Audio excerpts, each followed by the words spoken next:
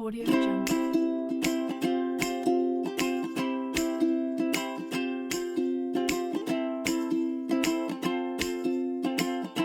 Audio Jungle. Audio Jungle.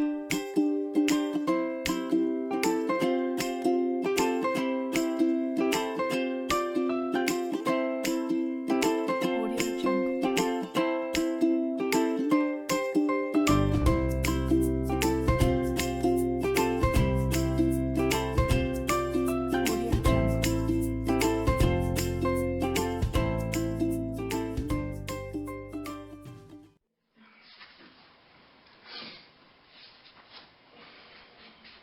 Chicas, son las 2 de la mañana y seguimos haciendo tareas.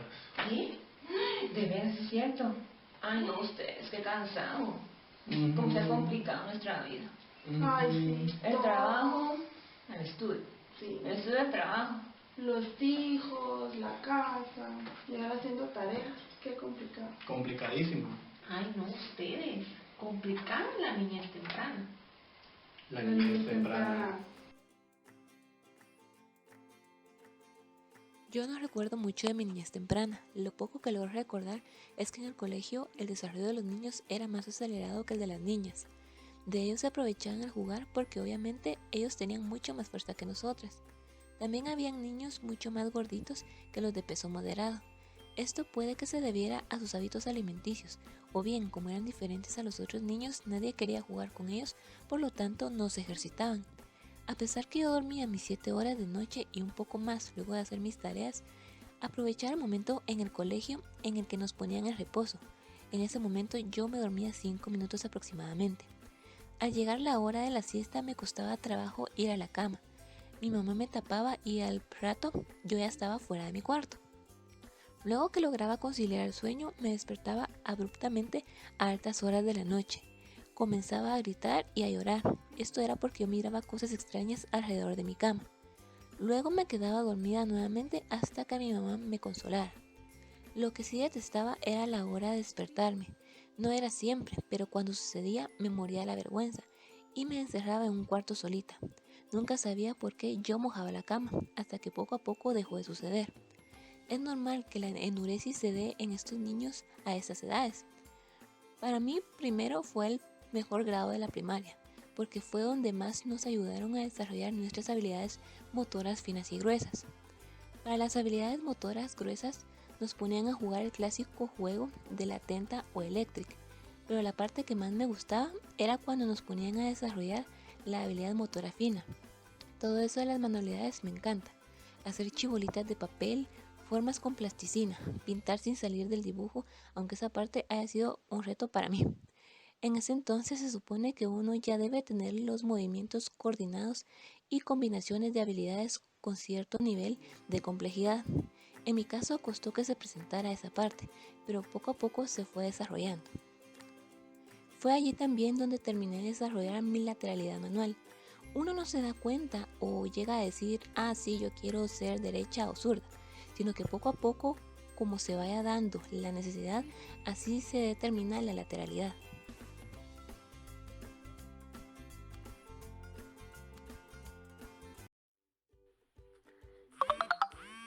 Mis papás no me quieren, decía uno cuando lo llevaban al doctor a que le pusieran la vacuna, ya que se sentía como que fuera un castigo. Pero es importante saber la diferencia que puede existir cuando se lleva un control de vacunación en los bebés y niños, ya que se pueden prevenir muchas enfermedades. La obesidad es un problema muy serio entre los niños y que puede llegar a causar dificultades en su desarrollo, como la interacción con sus amiguitos, ya que ellos no mantienen el mismo ritmo que los demás. La seguridad alimentaria es la cantidad, los tipos, calidad y acceso a los alimentos que se tienen con relación en una dieta sana. La nutrición correcta se debe basar en los primeros 5 años. La segunda etapa del desarrollo cognitivo en la niñez temprana es la etapa preoperacional, que es cuando los niños utilizan un pensamiento simbólico, ya que no pueden usar la lógica. Ellos son conscientes de la actividad mental, pero a su manera. Por ejemplo, esconden los chocolates para que su hermanito no los encuentre. Tienen una sensibilidad por los demás, organizan todo por categorías, tamaños y gustos. Confunden la realidad y la fantasía. Pero a partir de los 5 años se realiza un cambio, como por ejemplo cuando están en el colegio ya pueden contar hasta el número 20 o más y tienen una centración que se enfocan en una sola cosa. Tienen egocentrismo, ya que no consideran el punto de vista de las otras personas. Los niños tienen su propia teoría de cómo funciona la mente y cómo la ven en una clasificación de diapositivas de marcos estáticos, y a partir de los 6 años ya distinguen entre la realidad y la fantasía. Se realizó un experimento que se le llamó tarea de montañas. El niño se sienta frente a una mesa que contiene 3 montículos de arena y del otro lado se le coloca una muñeca y se le pregunta al niño cómo ve a la muñeca a través de las montañas. Pero Piaget observó que los niños no podían dar una respuesta correcta y en lugar de ello describían a las montañas desde sus Yo recuerdo en mi niñez temprana manejaba la información por medio de códigos y carpetas. En mi memoria donde depositaba lugares o personas que conocía, era mi codificación. Esto almacenaba mi información y me facilitaba encontrarla, es decir, recuperarla. Ahora entiendo que esos 3 procesos de mi memoria eran eficientes e importantes, por lo que en mi niñez temprana tenía una memoria a largo plazo. De niña tenía más habilidad para el reconocimiento que el recuerdo, ya que tenía que producir la información desde mi memoria y buscarla. Tenía una cajita de música justo en la esquina de mi habitación. Esta cajita era como un reconocimiento a mi memoria, pues siempre estaba en el mismo lugar aunque no la viera. Sabía que siempre estaría allí. Cuando tenía una finalidad específica, por ejemplo, subirme a un resbaladero gracias a la función ejecutiva y el ejecutivo central, que se encargaban del control consciente de los pensamientos, emociones y acciones para alcanzar metas o resolver problemas, adivinen, logré bajar de él. También solía tener un guión al momento de visitar a mis abuelos, pues en la hora de la comida podía recordar que debía tomar los cubiertos para comer. Juntos, el guión y la memoria genérica se encargaban de recordarme y guiar el comportamiento a seguir al momento de la comida. Estos eran hábitos aprendidos. A los 6 años viajé a Disney, recuerdo, disfruté mucho este viaje, pero mi memoria era episódica, por lo que los recuerdos los tenía en el tiempo y espacio a largo plazo. Este viaje fue una de mis historias de vida. Tengo larga duración del recuerdo, pues tuve la experiencia de viajar en avión, lo cual me emocionaba. Y sobre todo haber conocido Disney. Esto tuvo un significado especial y personal. Fue entonces el manejo de mi memoria autobiográfica del evento específico que marcó mi niñez. Y aún así, tras 20 años después, me emociona recordar ese momento, pues lo tendré toda mi vida. ¿Sabían que la inteligencia de los niños a la edad temprana se pueden medir con las pruebas de Stanford, Binet y Wechsler? Ambas son pruebas individuales de inteligencia. En la de Stanford mide el razonamiento fluido, el conocimiento, razonamiento cuantitativo y la memoria del trabajo. Con la de Wechsler mide qué puntuación en escala verbal y una escala manipulativa o combinada. También tenemos, según Vygotsky, la zona de desarrollo próximo, que define lo que un niño puede hacer por sí solo y lo que puede llegar a hacer con la ayuda de algún adulto. Se conlleva también el andamiaje. El andamiaje es el apoyo temporal para ayudar al niño a determinada o que pueda llegar a realizar alguna tarea.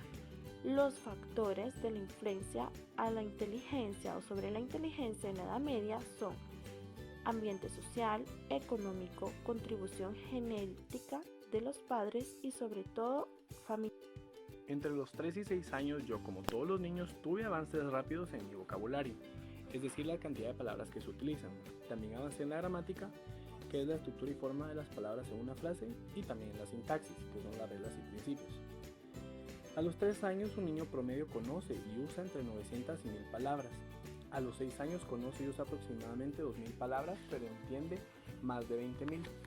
Las palabras que el niño no utiliza pero sí entiende se conoce como vocabulario pasivo. La rápida expansión de mi vocabulario en la niñez temprana se debió a que utilicé un proceso de mapeo rápido. Este proceso de mapeo rápido lo utilizan todos los niños y se refiere a la capacidad de absorber el significado de una nueva palabra después de escucharla una o dos veces en una conversación. Y a partir del contexto en que se utilizan, se elabora una hipótesis rápida con respecto a su significado. La complejidad con que yo combinaba sílabas en palabras y palabras en oraciones aumentó durante mi niñez temprana. A los 3 años empecé a utilizar plurales, posesivos y pasados. A los 5 y 7 años mi habla empezó a parecerse más al habla de los adultos. Es común que los niños pequeños cometan errores porque todavía no han aprendido excepciones a las reglas. Es muy común que yo, como todos los niños, cometía errores tales como decir cabo en lugar de quepo, abrido en lugar de abierto. Esto siempre es una evidencia de progreso. Cuando los niños descubren una regla, tienden a sobregeneralizarla. A medida que los niños aprenden vocabulario, gramática y sintaxis, adquieren mejor capacidad pragmática, es decir, el conocimiento práctico que se necesita para usar el lenguaje con propósitos de comunicación. Todos estos aspectos potencializan el habla social, es decir, el habla que pretende ser entendida por otros. Pero también existen en la niñez temprana las primeras evidencias del habla privada. ¿Qué es el habla privada? Es hablar en voz alta con uno mismo, sin intención de comunicarse con nadie más. Según Piaget, el habla privada es signo de inmadurez cognitiva. Pero bien, Vygotsky considera que el habla privada no es egocéntrica, sino que tiende a incrementarse cuando los niños tratan de resolver problemas o realizan tareas difíciles. Siempre me he preguntado si existen demoras en el habla y el lenguaje, y sí, entre el 5 y el 8% de los preescolares presenta demoras del habla y el lenguaje, pero no es nada de qué preocuparse. Se ha demostrado que con el tiempo, todos los niños logran igualar su nivel de lenguaje con el de sus pares cuando alcanzan aproximadamente el 3er grado. En la niñez temprana se desarrolla la alfabetización emergente, que son las habilidades, conocimientos y actitudes que subyacen a la lectura y a la escritura, y leer para los niños es uno de los caminos más eficientes hacia la alfabetización. Cuando llegó para mí en la niñez temprana la hora de llegar a un centro de educación, me encontré la transición relativa entre la libertad del hogar y la estructura de la escuela real, aunque hoy en día son cada vez más los pequeños que pasan todo el día en el jardín de niños, esto motivado por la cantidad cada vez mayor de padres solteros y familias con doble ingreso. Audio Jungle.